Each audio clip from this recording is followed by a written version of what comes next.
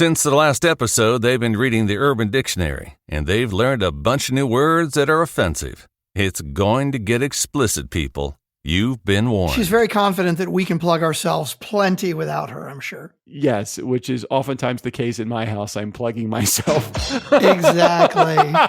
Way to set me up. I did. That was like a softball. That was a total softball. Well, did you see how quick I hit the drums? It's because I was ready. I was like lobbing it over the plate, and I'm moving the mouse over towards the drum sound, waiting for you to respond.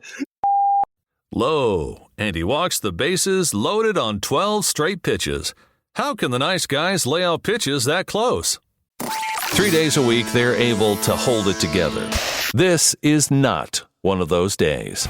Welcome to Fuckery with the Nice Guys. Adults need not apply. No interviews, lots of ranting, and they sometimes stumble onto something useful. Go figure. Now it's time for Nice Guys Fuckery with the kings of fuckery themselves, Doug Sandler and Strickland Bonner. Okay, all good. Hey, welcome back. My name's Strickland Bonner. On the other side of the microphone, Mr. Doug Sandler. So, did you see my moniker today? Soundler. Doug Soundler. Yeah. Where does that come from? I don't know. I wrote Soundler because whenever you introduce me, it sounds like Soundler when so I just figured it only took you 4 years to point that out to me. I had never noticed it before. Well, you emphasize it. No. I don't mind how you introduce me. I actually like it. But in the last couple of months, especially since we've come over, what are you drinking? You drinking something over there? Drinking Tito's and Sprite for nice. Good old Tennessee Tim. Yeah, a little Tito's tonight. Yeah. Nice. Very good. No, in the last couple of months since we've been over here on the new channel, you kind of doing Doug Sandler. So I figured that's what it sounds like to me, Soundler. So I like that. I don't mind it, although it is Sandler. I think you know that, right? You do know that. You do know that, don't you? I think so by now. I hope so. God damn, yeah. So this is how busy, Nice Guy community, this is how busy Strick and I both are. So Strickland lives in Austin, Texas. I live in Los Angeles. If you're just joining in. Oh, and by the way, if you are just joining in and this is your first time, Strickland, what do we have to say? We're sorry. We are very, very sorry. Very sorry. Normally I would say, don't wait for it to get better. It doesn't get any better than this, but I'll change that up now that we're doing interviews on Monday and Wednesday and the Nice Guys on Friday. It gets better than this if you wait over the weekend Monday when Doug starts interviewing somebody. That's when it gets better again. It just depends on who you are, though, because some people it gets much better here. I can't imagine who that like would Jared. use for. Yes, thank you, Jared. Appreciate you in our life. Who left us a voicemail? Not only did Jared leave me a voicemail today, but Jared actually had a conversation with me today. What? I know. You actually talked to him in person? Well, what happened? Well, not face to face, but my in person was I actually had a phone call with him where he reached out to me on Facebook. I guess he couldn't figure out how to get to me. Maybe I don't really know. Okay. So anyway, he reached out to me on Facebook. Thank you, Jared, for doing that, because I probably would have, if I saw then your name was coming through, I would have just assumed, and maybe this is why you left it on Facebook, that you were leaving me a voicemail message for the show, and I wouldn't have picked up. But now that just be safe to know that now the voicemail messages through our 4242 DJ Doug line no longer are forwarded to me. I'm just alerted through email. So just so you know, feel free to call me. I probably still won't pick up. Yeah. You are welcome to call, and not because I'm singling out Jared, but just because I really don't pick up for anybody unless it's either my mom or Strickland. Two very important people in my life. So anyway, So Jared called me today because he wanted to introduce me to somebody, which it's funny. The person that he introduced me to, I actually already know, which was great. He calls him Big A, but his name is Aaron Walker. And Aaron and I are friends through an existing relationship that I have with Tom Schwab over at Interview Valet. By the way, much more stuff to come with our relationship with Interview Valet coming up. We do have some really great partnership things that we want to talk about. That'll be later. But anyway, so he wanted to introduce me to the guy that did, hold on a second. We did a whole part about it last week, or maybe it was the week before, the 12-day calendar, or what is it? The 12-week count. What the hell was it again? I don't even remember. Do you? Yeah, the 12-week calendar. Yeah, exactly. The 12-week calendar. 12-week calendar, yeah. now, I don't, do I need the 12-week calendar myself? Am I using that? Do you think that that's important for me to use that? Do you feel like I need less time in my life, or I need more goal setting because I need to make my periods of growth a little bit more finite rather than putting out a whole year? What do I need exactly, Strickland? Tell me. I don't know. I wasn't prepared for this. I didn't know where this was coming from. I had no idea. I didn't know there was going to be a test. Sorry. Oh, there is no test. However, there was one assessment. Sean Carpenter did take the disc profile, and his. I think the biggest thing that he got out of it is, why wasn't it a more lengthy response? Why wasn't it like a big report? And then, of course, Jenny Bellinger chimed in and said, "Hey, I actually do this. It's X amount of dollars, but it's a 30-page report."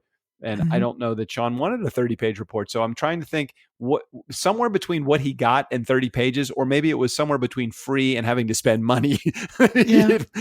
He didn't want to, but I did not get anybody else to take the test. Don't know what happened there. Made me a little discouraged for our nice guy community again. But what am I supposed to do? What is a man supposed to do? What is a host of a podcast supposed to do, Strickland? All we can do is ask. All we can do is ask. Yeah. We could drink a little bit. That's what I'm doing tonight too, because it always makes our episodes better. Yeah. Yeah.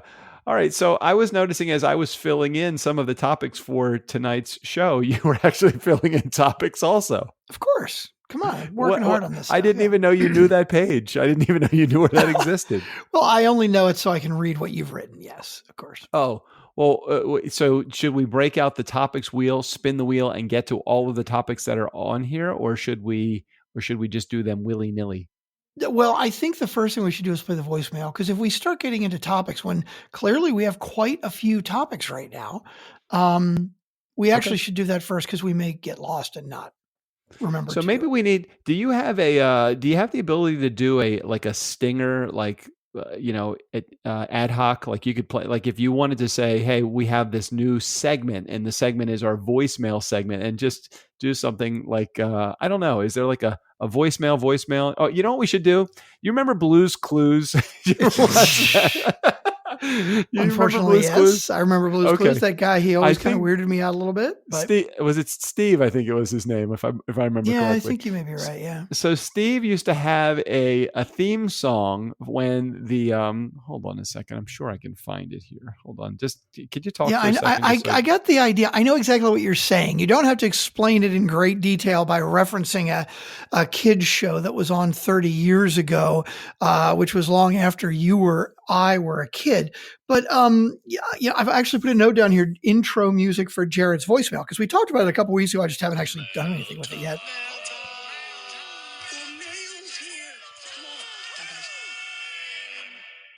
Here's the mail, it never fails. It makes me want to wag my tail. When it comes, I want to wail. Okay. I feel better now. I feel a little wow. It's been a long time since I've heard that. That's probably, would that get us dinged on YouTube or God, anywhere? Would that? Jeez, could you imagine that? I doubt it. Anyway, could you maybe have a voicemail stinger? I know it's been a long time since we've actually done anything fun or organized on this show. No, I actually put a note on there. It says one of the topics is intro music for Jared's voicemail. We talked about it a couple weeks ago, and I just hadn't gotten around to it, but I'm going to do it. I think I should do it tonight. I think I may do it tonight because I got to record I've got to record your Mustang ad tonight anyway. Oh yeah, thanks. So when I sent that over to you, Nice Guy Community, on the Mustang show. By the way, the Mustang podcast has been up as high as number 26, I believe, on the iTunes charts right now. I skipped a week. Skipping a week is really not good. Not good. What? I skipped the week. Well, actually, I skipped 2 weeks. I skipped the weeks in between. I didn't skip 2 weeks consecutively, but I skipped a week in between. I think it was the Christmas week and then the New Year's week. Maybe it was 2 weeks in a row. Doug, when When we teach I podcasting, know, what's rule number I one that know. we teach of podcasting? I know. Consistently put out content. Exactly. I know. Consistently put out content. Exactly. So anyway, so I dropped from number 26 to number 242. Wow. But what I discovered, I know that it taught me a really big lesson, not to skip a week. But anyway, so I went up to number 37 on Canada's list, and I am the number 6 auto podcast in Denmark right now. Damn. I guess they don't have many I know. cars in Denmark. Is that what they're trying to say? I know. Well, the bicycle podcast actually doing very well in Denmark. And the other podcast that does really well, Strickland, would you be able to guess in Denmark? No, what's that? The Tulip podcast does very well in Denmark. So if you have a Tulip podcast, you'll probably be up against a lot of competition. But apparently, classic Mustang podcasts are not overly populated. So for me to get to number 6, I'm actually in the higher category in Denmark as well, the leisure category, which is the main topic in that category. Mm-hmm. I'm at number 155. So I'm very proud of myself for the Mustang podcast. And I am also very proud of where the Nice Guys on Business is. Where were we last count? I wrote it down the show note do you remember what I wrote in there? The last count? I mean, I put a note in here of a screenshot of where we are now. I don't know if you wrote in where we were before. I did. Hold on, it's refreshing now. Apparently you were typing something. Here we go. Masterclass. How often? I don't see it. Where is it? Okay, well, let me give it away then. In Japan right now, we are number 49. We're the 49th most popular entrepreneur podcast of all time. That's what I wrote. I put that on there. I thought you were saying there was something you put on. You put 46. We dropped 3 slots since you put it in just a few minutes. Well, I was saying that we had been 49 because we were at 53 now, down 7 slots. Oh, I got you. Okay. It happens fast. You don't want to blink because you will be on the charts and off the charts. And if you can take a screenshot quickly when that happens, it's just like when my book was released in March of 2015. And I think actually for a couple weeks, it was the number 1 book in customer service for left-handed people that chew tobacco, I believe. My God, that cost me a lot of money to get that slot also. And I did it, and I did it well. Yes, you did. Yes, anyway. You did. So but I had a number 1 rated book. We can actually have go ahead. Yeah, go ahead. Topic let's see what Jared has to say. Yes, go. Just play it. Hey, Doug. Hey, Strick. Jared here. So once again, it is a Friday, but I'm telling you this because it's the Friday after the meetup. And so last week you guys played the meetup, and this week it is you guys. Yeah. And I wanted to tell you guys' commentary on the voicemails was awesome. It was some good feedback. I really appreciate it that you guys liked the voicemail from Jenny and myself. And I also want to say that those are probably the best voicemail messages ever left. But unfortunately, nobody can hear them. I know you guys already know, but I had to call in and just bust your chops because, wow, that's great. That guy, Strick, Doug's got nice on this job, one. It's so true. He can't handle tech. So, anyways, you guys had to call in and just harass you a little. Thanks, fellas. A little exposition, Strickland, please, if you could share with those that weren't here and tuned in what happened. You were talking over his comment though. I missed it. What did he say? Wait, you didn't hear any of it? I heard parts of it, but they were like when he gets to the punchline, you were like, "Oh man!"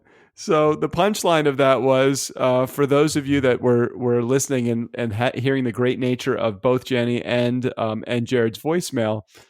There actually was no voicemail. Remember, it was silent when he played it because he must have listened early. Oh, so when he played okay. Now I get it because I went and fixed it. Okay, so he's commenting on the lack of actual record. Okay, now it makes more sense. I'm listening to him going. Okay, I'm sorry. Yeah, I'm sorry. Okay. I'm a little thick sometimes. It needs to be explained to me. I know it's not as funny when you have to explain it, but But possibly just to clear up do a little exposition for those that maybe weren't tuned in. Do you either not care about the people that weren't tuned in, and we're just going to move on, or would you like to explain what happened? Because I really am curious. I didn't question you about it because I know the Friday shows, they really do belong to you, Strickland. In my heart, they are your shows. The Monday and Wednesday shows, they are. And I know you take great painstaking pride in making sure you put out a quality product on Fridays.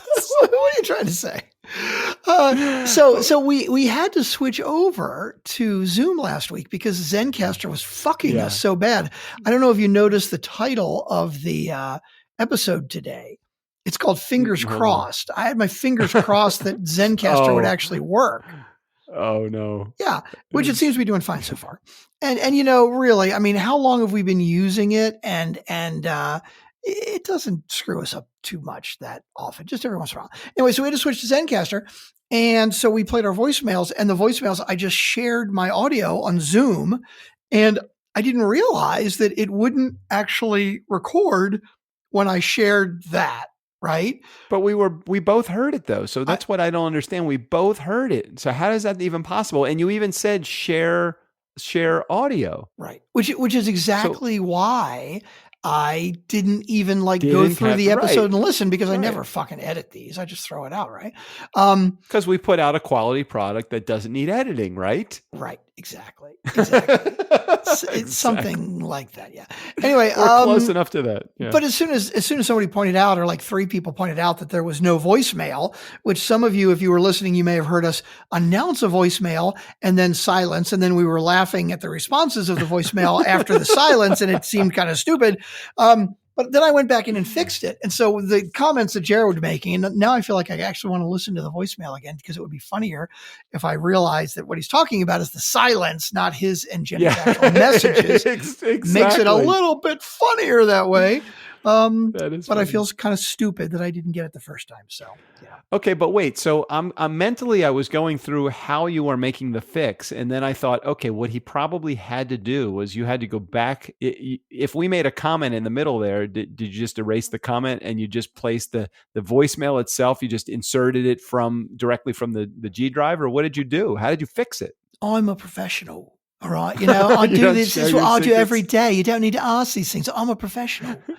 I just drop it right in. I got the track, I got the space. I'll take the voicemail. I just drop it right in, right? That's how it goes. That's how I roll. I'm getting much better at, not that I want you to ever hear this, but I'm getting much better at editing since I've been doing my own show, my Mustang podcast.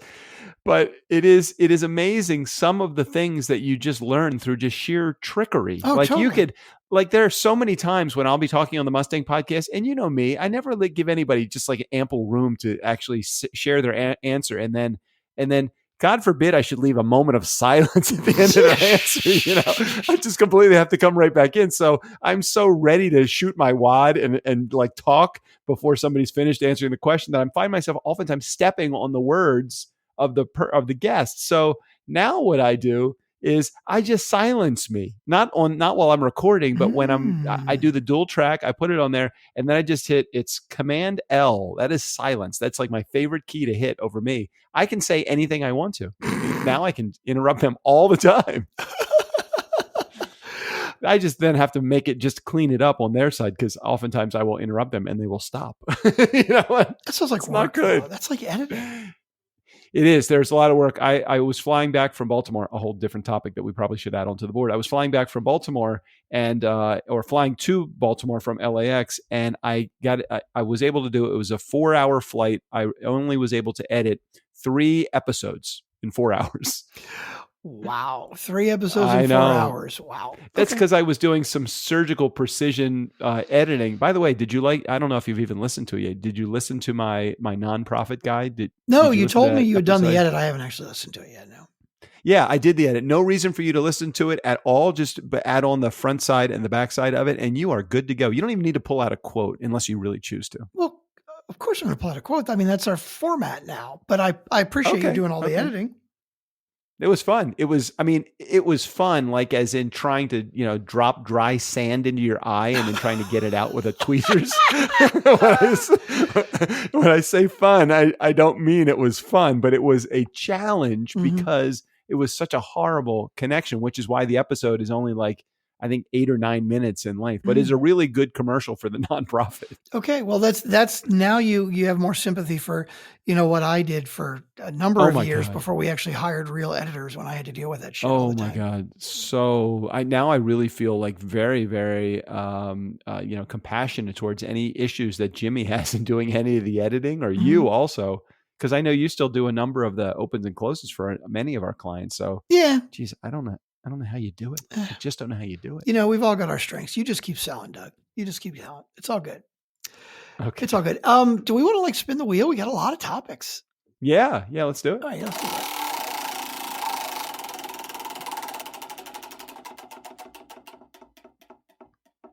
Oh. Masterclass, January 25th, 9 to 4, LA area. So if you are in LA, because you're listening to this, it's Friday. The masterclass will be tomorrow, January 25th. It's going to be between 9 a.m. and 4 p.m. And if you have any desire to listen to the pros in podcasting, and that would be, I know it's going to sound funny, but yes, I am a professional in podcasting. Hey, and I'm going to be there too. So it's actually like a mini meetup to a certain degree, but only to talk about podcasting. Right, stuff. but you know who else who has more podcasts than both of us combined, who's also going to be there? That would be JJ. JJ Flasanes, exactly. Hey, JJ. Can you, what? I think she's angry with me. I just said, hey, JJ. That's all I said was, hey, JJ. Oh, okay. Well, I'm talking to Strickland about the masterclass because this show is actually airing on Friday before the masterclass. So should we put in a plug for the masterclass? Oh, did you want to say anything? No. Okay, great. She is a woman of few words, but yes. She's very confident that we can plug ourselves plenty without her, I'm sure. Yes, which is oftentimes the case in my house. I'm plugging myself. Exactly. Way to set me up. I did. That was like a softball. That was man. a total softball. Well, did you see how quick I hit the drums? It's because I was ready. I was like lobbing it over the plate, and I'm moving the mouse over towards the drum sound, waiting for you to respond and knock it out of the park. Tuesday, January 21st, 2020, I hit a grand slam. That was the first. God damn, that was great. Oh, God. Oh, my God. I couldn't even get the joke out, and you were playing the drum. Oh, my God. That was so perfect. Yeah. Here's what happened. At first, the joke was taking, in my mind, slow motion pace. I mean, it really was. I saw the entire setup. I saw her leave. I started to formulate the joke. You started to formulate the joke, and then I just swooped in, knocked that fucker out of the park, dude. Did you see that? I was high-fiving the umpire before I was even rounding second base. Wait a minute. There's no umpire on second. Wait a minute. Is there? Hold on a second. I have a question. I got sports question here. Okay. How many umpires are there? I don't want to say on the field because there's probably many more than I actually know of. There's an umpire on third base, correct? Yeah.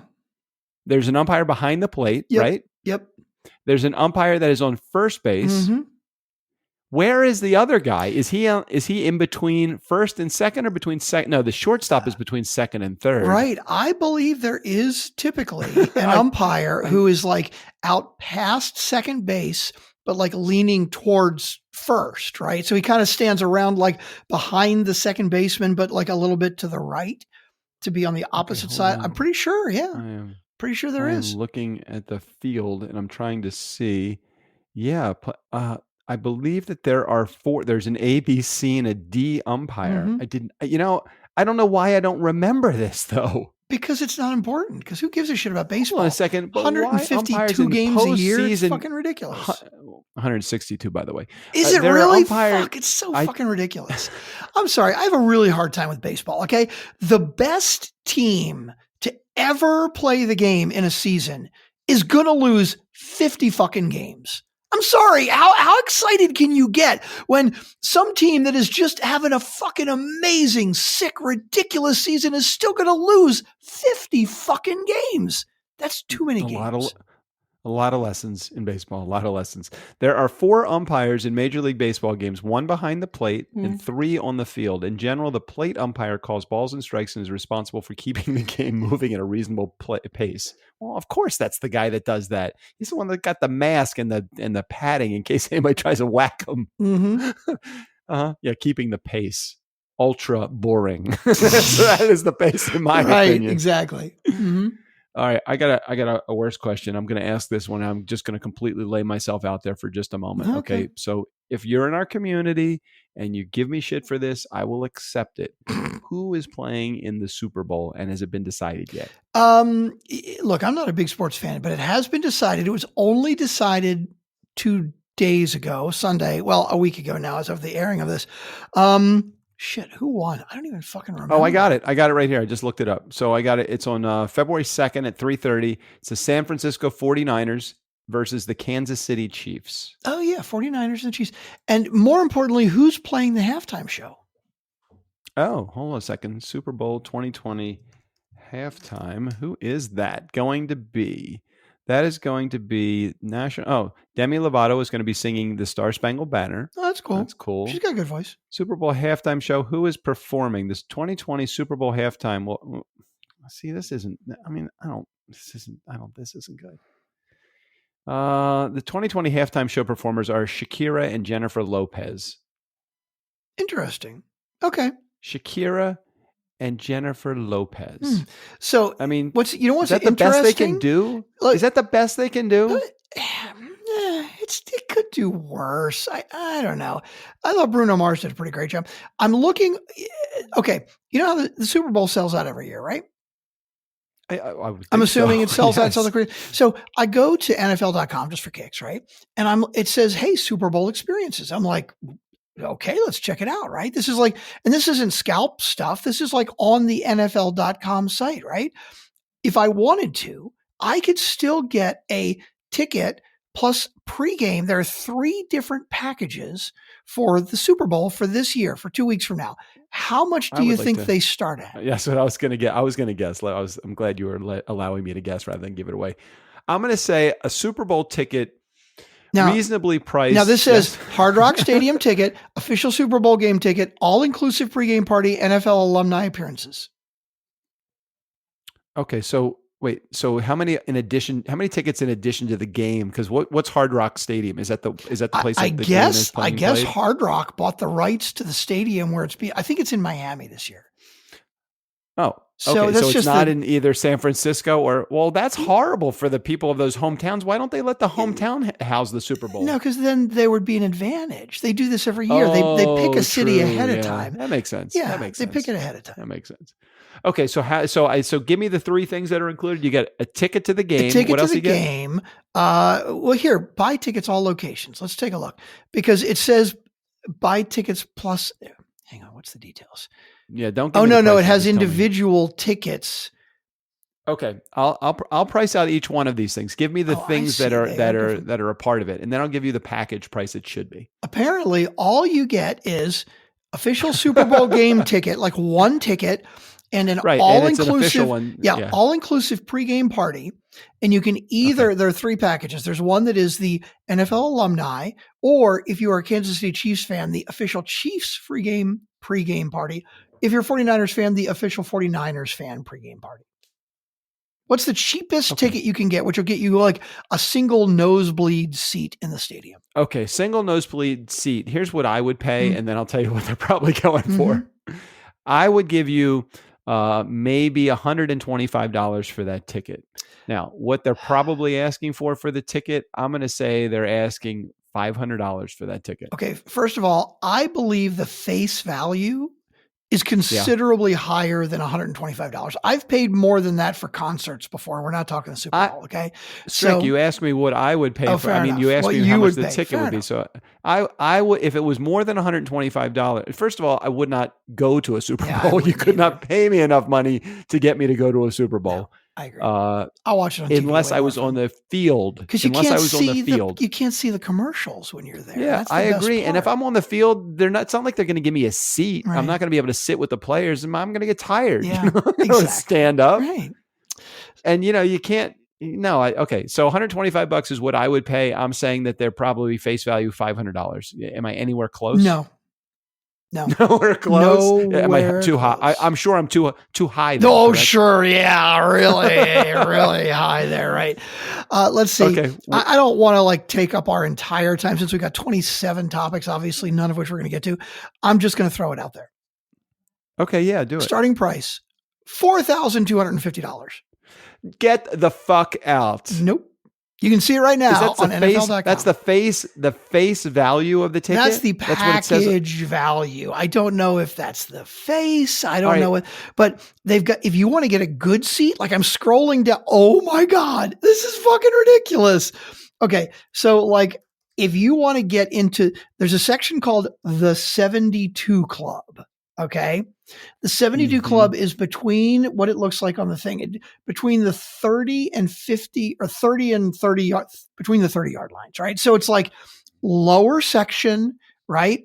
And oh my God. But hold on a second though. But I'm going to let you answer that and then I'm going to give you what the actual face value is because you just looked it up. Okay. So there are 12 tickets available to the 72 Club, which is on the 50-yard line, hospitality at the Super Bowl.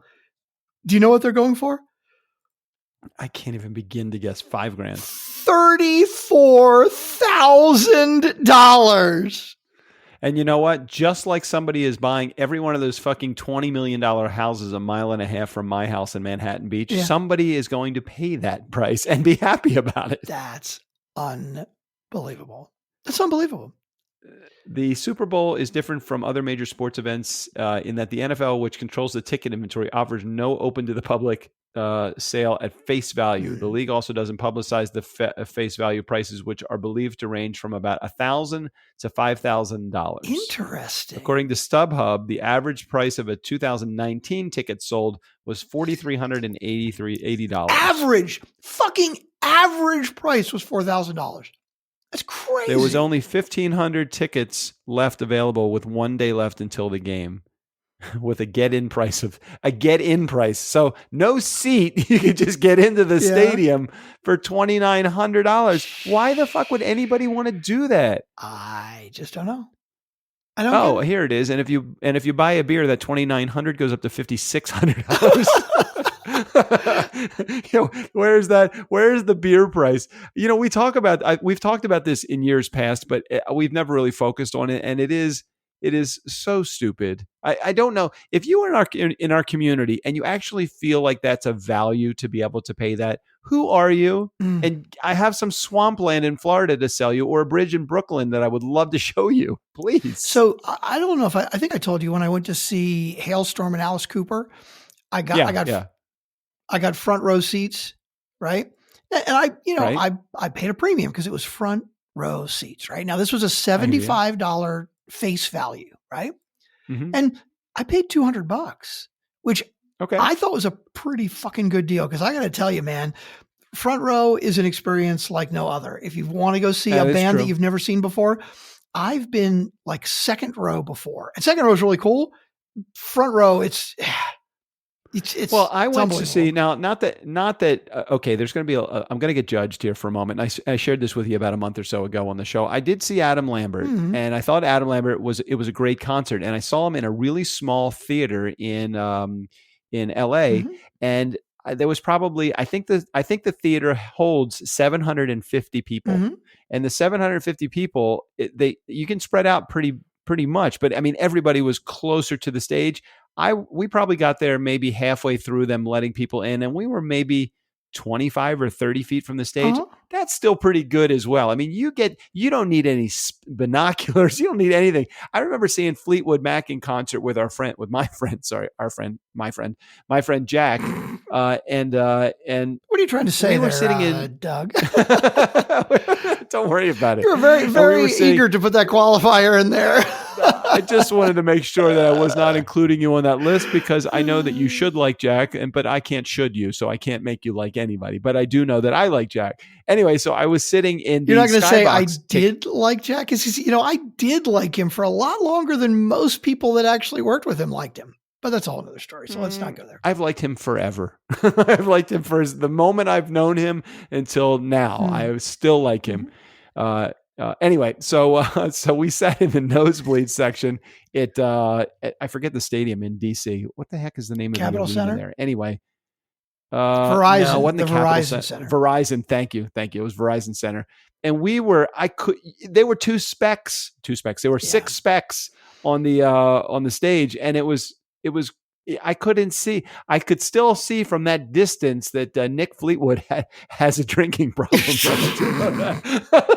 I do know that. Yeah, I'm spoiled. And I still can't tell whether Stevie Nicks is a guy or a girl from her voice. Well, I got to tell you, I'm spoiled when it comes to concerts. I will, if I can't get decent seats, like I don't have to be fucking front row, right? If I can't get good seats, fuck that. I don't want to sit in the back. It's not worth spending the money and taking the time and buying the $12 beer or whatever bullshit. Fuck that. That sucks. I hate that. Yeah. Okay. So can we just do the math just for one quick second, then we'll move on to the next topic here. If you had how many seats does the average Super Bowl stadium hold? 60,000, right? Probably more Something like 75 or 80, I would think. Okay. So let's go 75,000. And if we just multiply that, just do the simple multiplier from last year's average price, which was $4,380. $4,380. That equals, okay, $328,500,000. Hang on, 328 million? Not 328,000. $328 million. $328 million. Just on the ticket sales Now, how much would you think that the average, all right, let's put that in memory for a second. Let's just say 300 million. Let's round down. Let's figure out we've done a mathematical error here. 300 million. No. How much do you think that the average family would spend well, let's just not even say, you're too selfish to even take your fucking kids to the Super Bowl because it's too expensive. That shit, right? So it's you don't even take your wife, you take your buddy, okay? Because your wife doesn't care either. So you and your buddy go to the Super Bowl, and what do you think that you spend on average for food? Oh God, I don't know. I would have to be probably another $150. Yeah, probably. I mean, if you're going to spend $43.80 on the ticket, do you mind dropping another $120 in food? So of course $120 times 75,000, that equals $9 million in food alone. $9 million in food. $9 million. Okay, there's definitely something wrong with the old decimal place there, but I'm going to let you slide. Oh no, 300. Yeah, maybe no, there's nothing right. wrong. Yeah. There's nothing wrong. I've got a calculator in my hand. I can't be wrong. You got a calculator. Sorry. My mistake. So by the time you're done, it's $350 million. That is more than the gross national product of all third world countries probably put together. That's crazy. That's insane. For one fucking night of football. I don't even think it's a night. It's a day, isn't it? I don't know. It's I live in LA. 4 hours. That's it. 4 hours. That's all you get. Okay. That's crazy. Incredible. And that has nothing to do with anything else. Super Bowl Super Bowl commercials or anything. That's nuts. Damn. Yeah, that's crazy. No, we're in the wrong business. We should open up a stadium.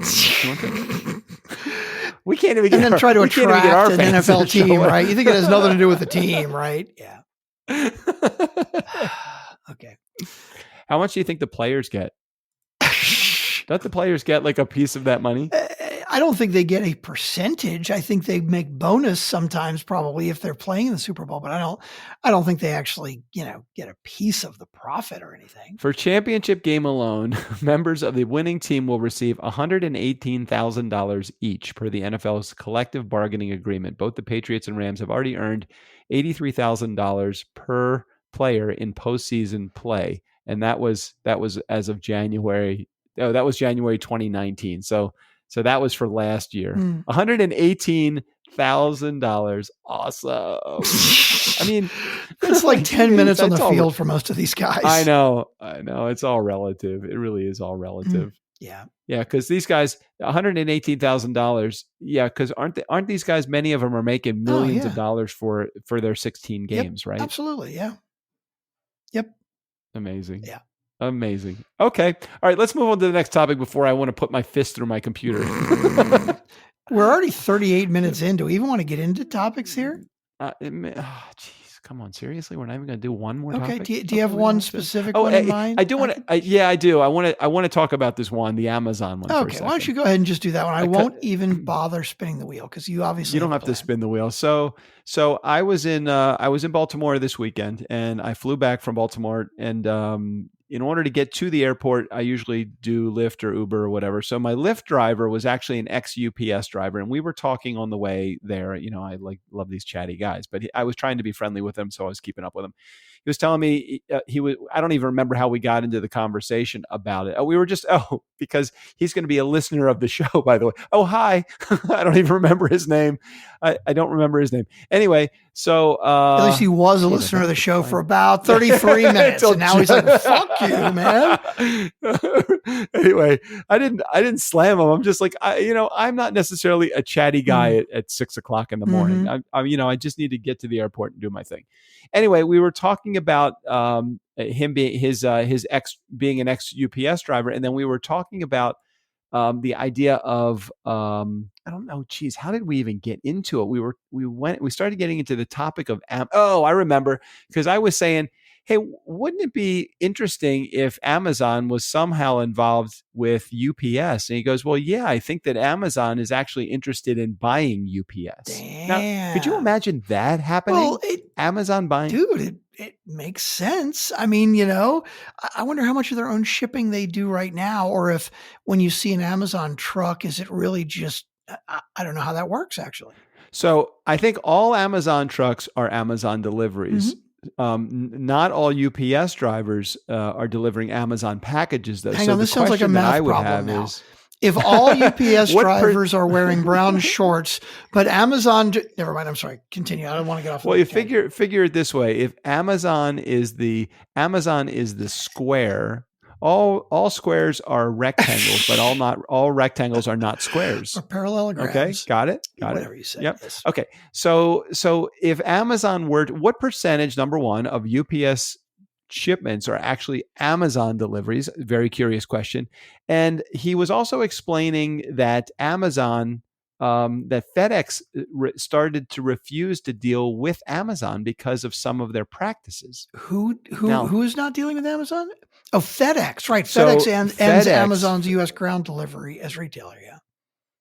Yeah. So something must have happened, because I think what was going on was Amazon wanted they're like, hey, this is when these packages have to go out. We're not going to tell you when they're coming to your hub. We're not going to tell you how many packages that there's going to be. We're just going to drop them off using our 18 wheelers. You have to put them in your FedEx trucks, and you got to get them out based upon the requirements that we had. And I think that FedEx said, hey guys, fuck you. We have our own packages to deliver, and we appreciate you being a customer, but we're not going to do it under any circumstances. I mean, we'll do them under some circumstances, but so the question comes up is, how powerful does somebody have to be for you to say yes? And then how unrealistic do they have to be for even a powerful person that works with you for you to say, fuck you, I'm not interested, and you can tell me whatever you want. You can promise me the moon, give me the stars, but I'm not going to bend over backwards to do it because you're not being very fair to us. So I'm really curious about that whole relationship with FedEx, UPS, and then the U.S. Postal Service comes into play. So could Amazon actually take over the U.S. Postal Service and do a better job than the Postal Service, because they probably have as many fucking trucks as I want to know so many answers to so many of those questions there. Well, nobody could do a worse job than the U.S. Postal Service is doing right now. I mean, I believe that Amazon is probably keeping them alive right now, But I'm looking up some interesting information. Apparently, Amazon, at its current rate, Amazon is set to pass both FedEx and UPS in U.S. package volume, with the company currently delivering 2.5 billion packages per year, compared to FedEx's 3 billion and UPS's 4.7 billion. That's fucking nuts. All right. So, but tell me in your honest opinion here about Amazon. When you see a UPS driver get out of the truck, generally, what is his demeanor, and what does he look like? What's he wearing? Brown shorts. Other than that, I don't know. I'm not sure what point you're trying to get at here. Okay, so I usually so let me answer the question then. I usually find the demeanor of the UPS guys, especially only the ones that I've had experience Mhm. with, they're all in uniform, they all look professional, they all deliver the packages. Very rarely do I get there. Is there any attitude from the UPS driver? On the other side of it, the Amazon guy, Mhm. the Amazon guy, he's got his Beats headphones on. He is dressed in jeans and sloppy shorts, or jeans and sloppy shirt. I mean, his baseball cap on backwards, and it's not like I'm not getting the package, but I'm not getting the package with the same level of service. And now I think I get service 95% of the way that the package is delivered. I don't recall Amazon, with one exception, I don't recall Amazon ever not delivering the package when they said they were going to deliver it. Mhm. However, that last 5% is the part that I see. If it's 5%, it might even be less than 5%. That last 30 seconds is the part that I often see. And I don't know that I don't like their demeanor. I don't like how they approach the job. I don't know any differently than that. So let me throw out a hypothetical to you, Doug. So let's say that you Okay. are the one shipping the package. Okay. You are a vendor. You're an Amazon vendor. This is a great option, right? Yep. You are an Amazon Yeah, vendor yeah. and you're sending out, let's say it's 100 packages a day. Okay. Now you have a Yep. choice to either use the built-in Amazon shipping, which costs you $1 per package. Okay. Is that what it costs? Is that what it This costs? is a hypothetical. I have no idea. I don't know what you're shipping, so I okay, don't know what it okay. would cost. But let's say Okay.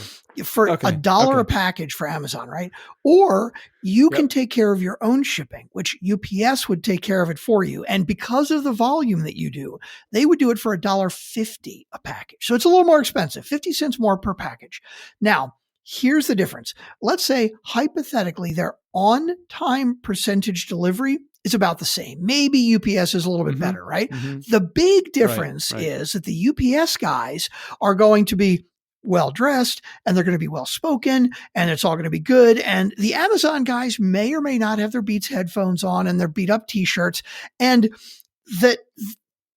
that's it. And so the experience Okay. of your end customer getting the package, are you willing to spend 50% more on the delivery for that extra advantage? Let me ask you this though. How did you hypothetically, why wouldn't you just even the playing field? Why wouldn't you just say that the delivery, all things being equal, it's the same Because I price, guarantee and you then they're let me not make my equal. decision? Amazon owns its own.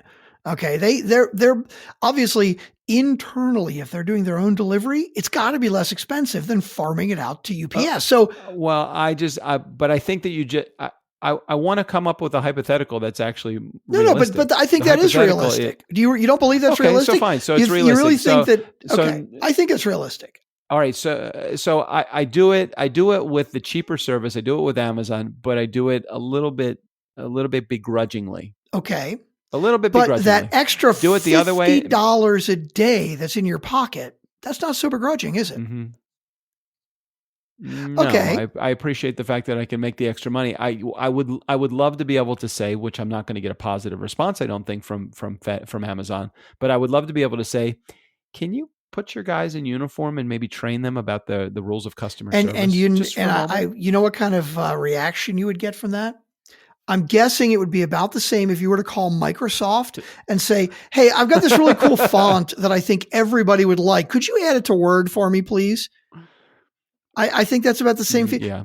$2.5 I'm not saying I'm billion with a B packages delivered last year by Amazon. The point I'm trying to make is, because I didn't even have an opportunity to get all the way to the point, but think about the number of Amazon packages that you receive, say in a month, hypothetically. How many do you think you might receive? I'm going to go. Okay. Realistically, I would say at least 10. At least 10. Out of those 10 that you received, how many times did you happen to be around and see the driver? Well, that's not a fair question because I live in a community. Number one, I hate my community, and if you're listening to this and you're my landlord, I don't like you. Okay? I'm just telling you that right now. I'll tell you that right now. You can forward this to my landlord. That would be fine. You can kick me out at the end of June when my lease is up because I am leaving. That would be number one. Secondly, it's not a fair question because where my home is located, it's situated right at the end of the street, so I actually see from my window if the truck would continue going straight, it would actually run into my house.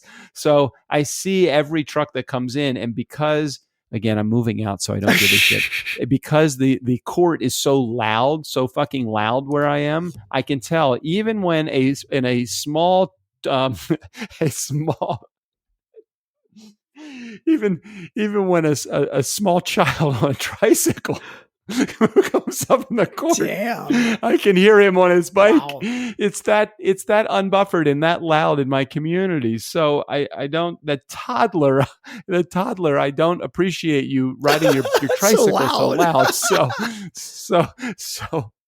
just the fact that it's a UPS, an Amazon guy, I see every truck. Previous to living here, I saw no trucks. They just came, they dropped the stuff off, and they were off. I didn't even realize that they were wearing Beats headphones until I moved here. So it's completely like I've seen behind the curtain. I know the Easter Bunny is not real. I know Santa Claus isn't real. And I'm really upset about that because I would prefer to know that the Amazon delivery person is actually not a real person. Okay, so I guess we've kind of gotten far away from the point, but the point was, because I totally sympathize and agree with your sentiment that customer service is important, right? But I think the point that I was trying to get to is that if you make the assumption that UPS customer service is better than Amazon customer service, the point I was getting at is how often does that come into play, right? Yeah, I got it. It's small. It's going to be in my real world, not where I live right now, because this is just obviously some sort of nightmare. In my real world, I would never see the Amazon delivery person, which was quite fine with me. So yeah, I would say a percentage, 5% of the time I would see the Amazon guy. And so do you think it'd be worth paying an extra 50 cents per package for that 1 in 20 chance that the person you're delivering to might see it? And by the way, even that 1 in 20 times that the person you're delivering to might actually see the delivery person, they may not be offended by the fact that he's in his Beat headphones and his t-shirts the way you are. Very true. Okay, you win. You win. You win. I appreciate you making it really clear to me because it was an irritating point. I don't even know why I'm irritated by it. Who cares? I never have to talk to them. They just drop it off. I just don't like the way they look. Given the specific scenario that you've outlined, is the UPS driver quieter? Are they driving electric trucks so they're silent when they come down the road? Oh God, no! I'll tell you something. It's funny you say that. The UPS is the biggest offender in my community of that because their trucks are so fucking big when they take them over. Oh, and by the way, I have a manhole cover and a speed bump right by my house too.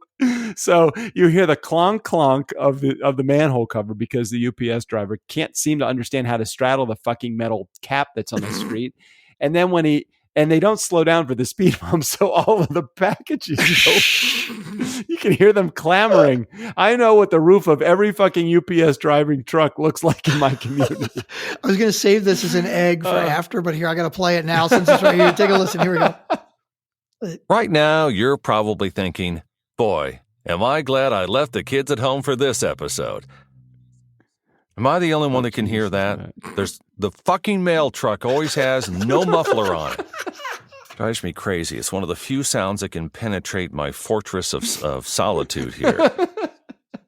And the mail lady, she's a sweetheart too. It's not her fault. Not at all. It's the U.S. fucking government's fault. Ah, damn it. That drives me crazy. Fucking Steve O'Brien. I posted that the first time when I got that. Steve O'Brien, he just sends us like a long string of all the shit that I send him, and he doesn't edit the shit, right? And I posted that when I first got it as an Easter egg, and I put it up on Facebook, and Steve O'Brien was like, oh shit, I better be careful what I send you guys. Now, I didn't think you were going to actually use that. He just sends us the raw edit of it. No edit at all. Nice. But he still charges us double. Right, I don't understand why.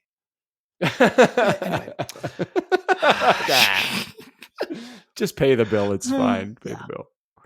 I actually have a date at Walmart, so I got to go. Yeah, I know. I've kept you a long time. I appreciate you being patient. I was watching shows with my daughter. It's all good. So I've got No, an that's all ad right. to That's all record right. now too for Mustang podcast or some stupid shit like that. I don't know. I love it. Hey, just keep in mind this was my first ad, which I thought was funny because I sent him the sponsorship Mhm. form, and when he filled out the sponsorship form, because I just recreated that document from the Nice Guys on Business, the sponsorship form says entry number 001, and then, so he knows number one, he knows he was the first advertiser, and then if he didn't know when he filled that out, he knows because when he paid, I had to give him an invoice through PayPal, and the invoice through PayPal, it says Mustang podcast advertising invoice 00001. So I'm like, oh Jesus, how unprofessional am I? I could have at least advanced the number. Nah, whatever. It's Well, just it's me. like Just when me you here. used to get checks, right? Like who gets fucking physical checks anymore, Yeah. right? They would say, like, what check number do you want to start at? I'm like, fucking 1,000. Like, you don't want to have check number 1 and check number 2, right? One. Yeah. Nope, I definitely Mm. don't.